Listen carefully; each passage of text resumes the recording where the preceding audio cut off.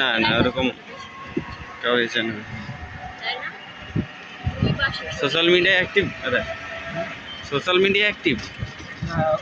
RS বর্ধমানে যে শিক্ষকতা করে, আমি স্যার ওই যে শিক্ষকতা করে। আচ্ছা ভাবি, ভোরবেলা আসলে অনেক কুয়াশা দেখতাম।